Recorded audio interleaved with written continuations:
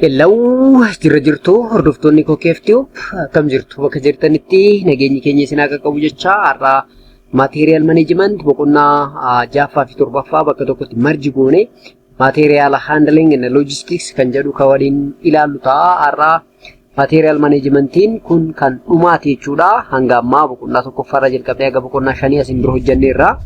Har'a boqonnaa 6ffaa fi 7ffaan baay'ee gaggabaabduudha waan ta'eef bakka tokkotti marji gochuudhaan material handling and logistics kan jedhu kan ilaallu ta'a. Warroonni viidiyoo material management barbaadan gara duubatti deemtanii chapterii 1ffaa gaa 5ffaa kana dabalatee guututti argachuu dandeessu jechuudha. Har'a koorsii kana ni xumurra jechuudha. So viidiyoo keenya like, channelicha subscribe gochuudhaan akkasumas barattoota biraaf akka qabu share gochuu Indagatina jenna kanaaf definition and the scope of material handling jechuun maal jechuudha, logistics jechuun immoo maal jechuudha kan jedhu ilaalaa deemna. So material handling in chapter 6 dha, logistics immoo chapter 7 jarri lamaanuu waliin deemu waan ta'eef bakka tokkotti marji goonee ilaalla jechuudha. So material handling jechuun maal jechuudha gaafa jennu material handling can be defined as the function dealing with the preparation, placing and the positioning of material to facilitate their movement or storage. Material handling gaafa jennu meeshaalee jechuudha. Meeshaaleen raw material ta'uu danda'a, finished material ta'uu danda'a. Akka fe'umsaaf yookaan immoo storageedhaaf akka tolutti maal gochuudha mijeessuudha jechuudha, qopheessuudha yookaan prepare gochuudha yookaan immoo place gochuudha yookaan immoo position gochuudha jechuudha. Kanaaf inni kun immoo maaliif nu fayyada? Maybe movementidhaaf facilitate gochuudhaaf ta'uu danda'a yookaan immoo storageedhaafis haala mijeessuu ta'uu danda'a jechuudha.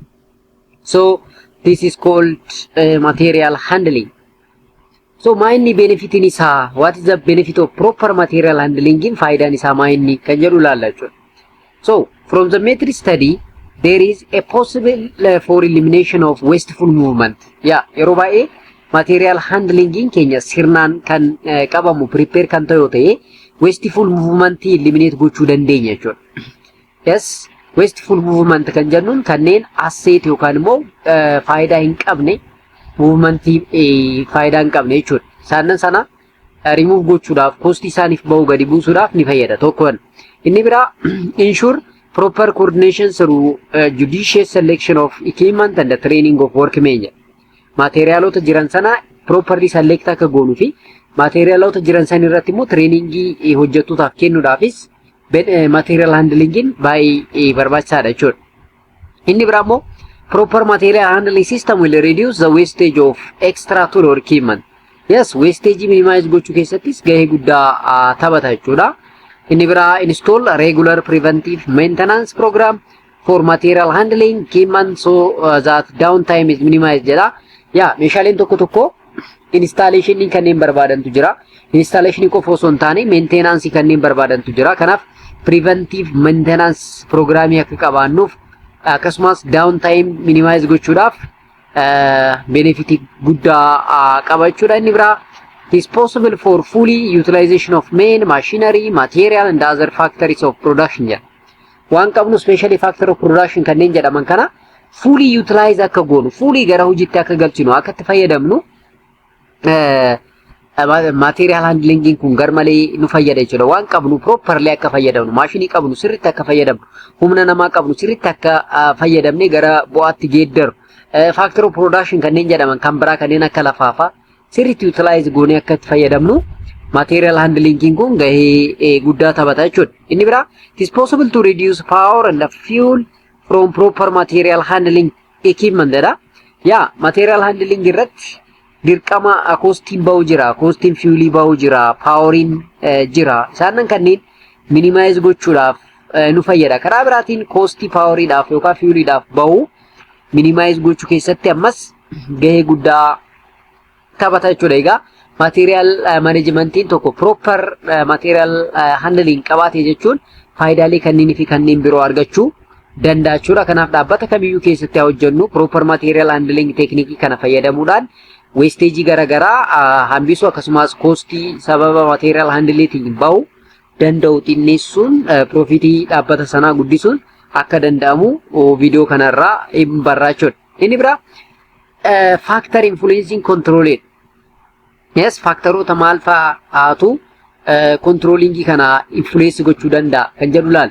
Tokkoffaa handling cannot be viewed in isolation jedha. Yeah, handling kun separately ilaalamuu hin danda'u. Maaliif many factor like following can be influencing the material handling system jedha. Fakkeenyaaf plant layout. Even industry sun layout isaa, design isaa factory tokko ta'uu danda'a jechuudha. Maaliif transportation cost jira, material handling or material maintenance cost, training cost isaan irratti plant layout by itself factory tokko jechuudha. Inni bira processing system. Yes, processing system gaafa jennu materiala tokko package gochuudhaaf, transport gochuudhaaf wantoota hedduutu isa barbaachisa package gochuudhaaf, label gochuudhaaf. Isaan irratti processing costing guddaan ba'uu danda'a jechuudha.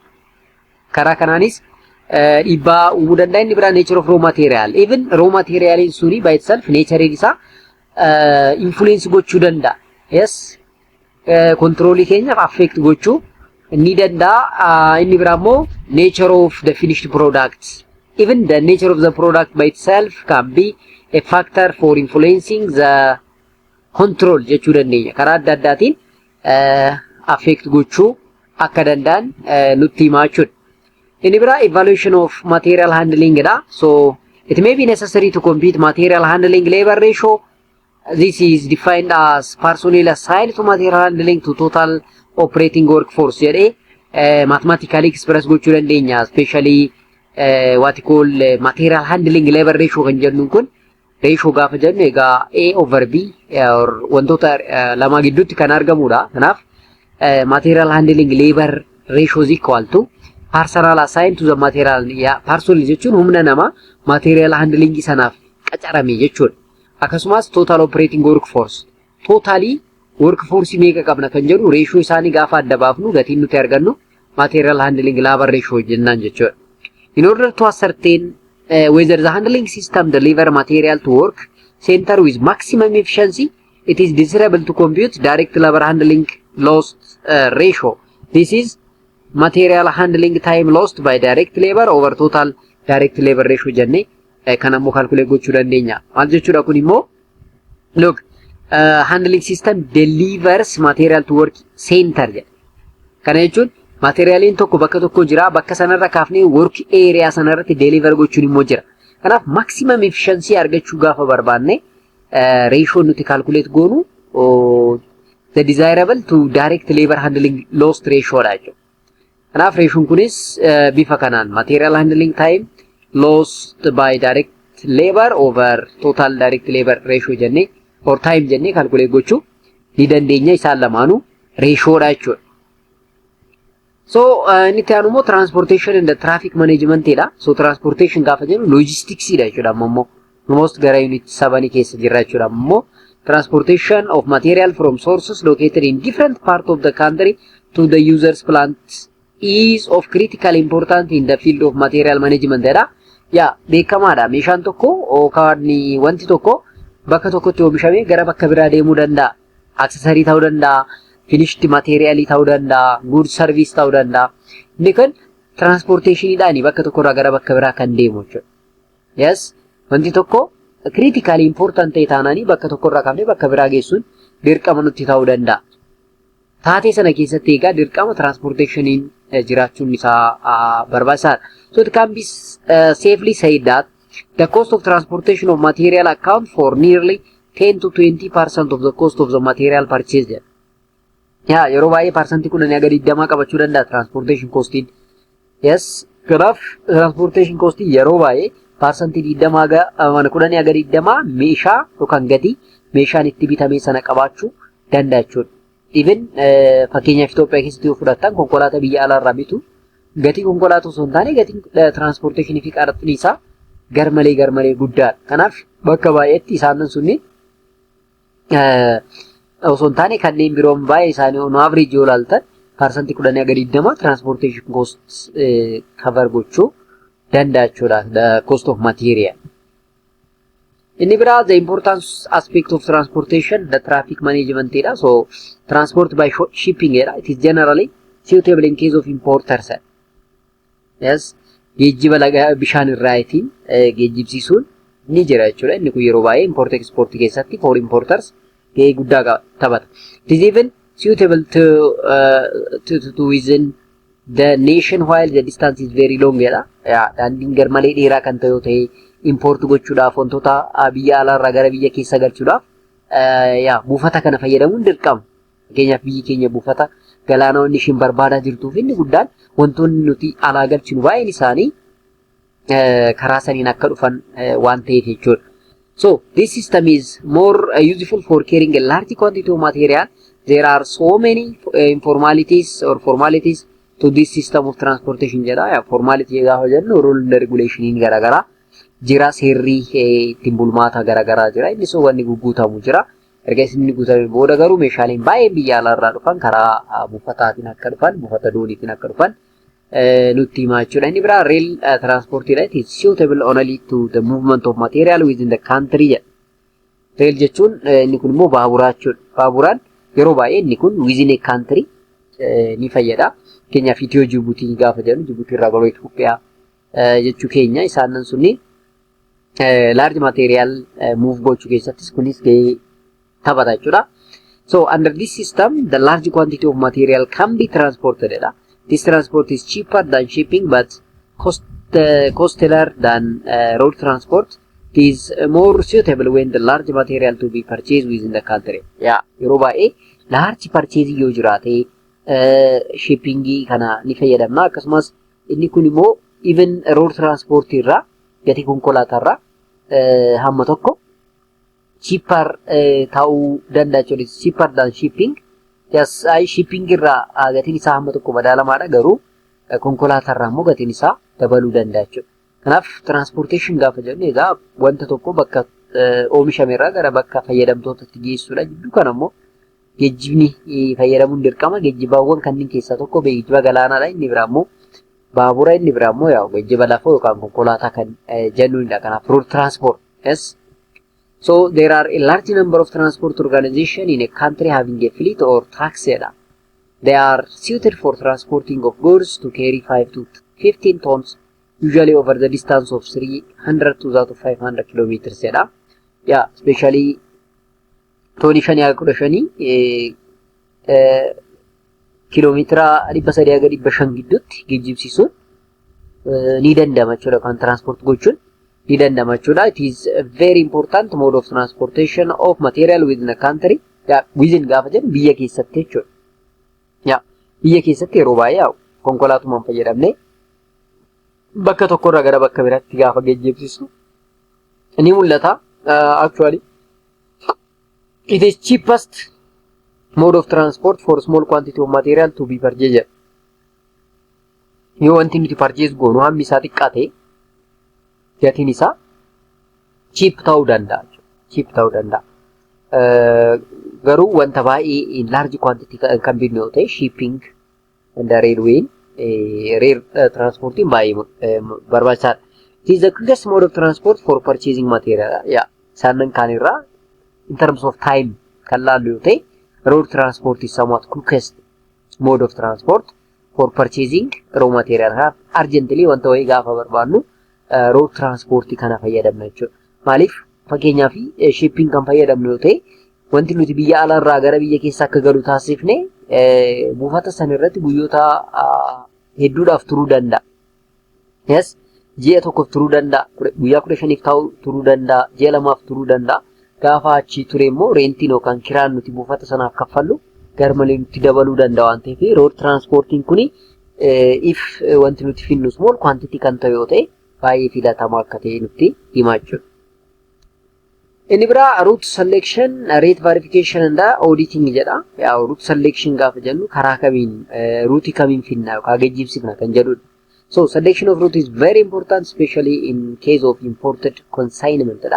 Biyya alaarraa wanti nuti galchinu import export keessatti kan hirmaannu yoo ta'e, especially import gaafa goonu geejjiba filachuun baay'ee murteessaadha jechuudha. Karaa adda addaatiin dafee qaqqabuu fi qaqqabuu dhabuu, koostii ilaaluu qabna, riskii, riskiness of the material, kanneen the way kana laaluun nurraa eegamuu danda'a.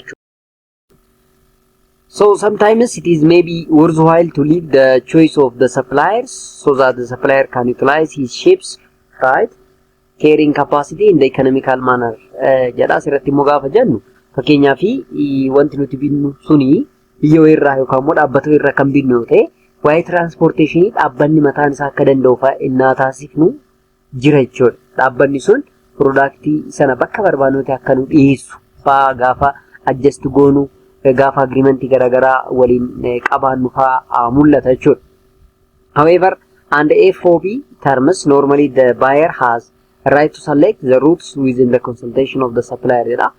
FOB yoo ta'e yeroo baay'ee supplier osoo hin taane kan isa buyeritu select godha jechuudha.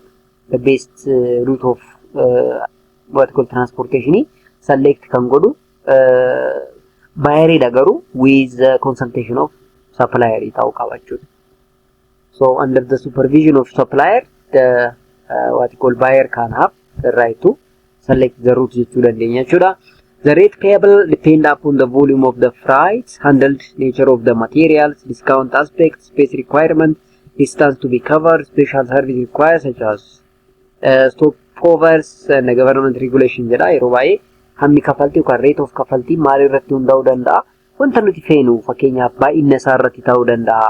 Materiaaliin sun nature-een isaa fakkeenyaaf kan dafanii fa'aa caccaban kan daddafanii badan fa'aatu jira. Discounting jirurraa, space requirement, distance to be covered fakkeenyaaf daandii dheeraa moo daandii gabaabaa geessina productii daandiin sun even asphaltiidha moo asphaltiin qabu lafti isaa akkamii kan jedhu even security, relative to security, more security dha moo more dangerous dha kan jedhu kana hunda ilaalleeti. Special service garaagaraa dhaabbanni sun barbaadu yoo jiraate yookaan transportation keessatti wanti barbaachisu yoo jiraate considerationii keessa galuu qaba jechuudha. So lost shipment and claims jedha. When the vast amount of freight is transported, it is but the some consignment will be lost or damaged. Kana jechuun fakkeenyaaf wanta large ta'e gaafa fe'annee biyya alaarraa galchinu maybe wanti hamma tokko achi keessa loosiin jiraachuu jira, kufuun jira, baduun jira, daameejiin yookaan caccabuun fa'aa jiraachuu danda'a. Dhangala'aa yoo ta'e immoo gadi namuun jira. Isaan kunniin loss jedhamu jechuudha. Loss on shipment. So it is essential that the claim must be immediately lodged or attempt must be made to trace the consignment. Yeah, lossii sana akkamitti compromise gochuu dandeenya kan jedhu sana booda waan ilaallamu taachuudha. Inni biraa proper filling of the claim will avoid wasteful correspondence. Yeah, gaabbii jiru sana fill gochuun dirqama. Gaabbii sana akkamitti fill goona kan jedhu ilaalama jechuudha akkaataa supplierii fi buyer jidduu agreement jirurraa hundaa'uudhaan jechuudha. Usually the consignment are identified and checked at the central receiving section of the plant. It is beneficial to have a team at that point specifically to handle claim. Yeah, claim sana handle kan godhu dhaabbanni kan namni wayi yookaan organization wayi jiraachuu danda'u qaba. So the function will be to collect all the supporting documents such as the railways recipients, open delivery certificates, and the other relevant documents so that the complete claim should be properly lodged. Jedha.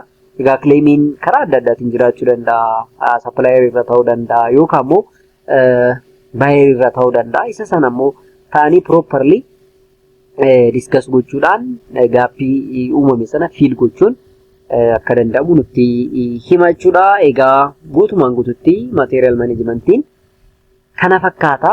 Koorsii biraatiin kan wal arginu ta'a. Egaa business management and business administration warroota ta'aniif koorsii baay'ee isaa hojjennee jirra. Mas keessaa kanaaf keessaa ilaala. Akkaataa barbaachisuun itti deemuuf yaalla. Achumaan immoo barattoota natural scienceedhaafis koorsiilee tokko tokko hojjechuun dirqama ta'uu danda'a waan ta'eef isaannis walumaan ilaalaa deemna. Isin garuu chaanalicha subscribe, share fi akkasumas viidiyoo like gochuudhaan akka chaanalichi guddatu, chaanalichi namoota hedduu bira akka qabu taasisuun dirqama isinirraa eegamudha. Dirqama keessan ba'a. Anis immoo waan isin barbaachisu hojjechaa waliin deemnu ta'a. Har'aaf garuu finneerraa. Thank you.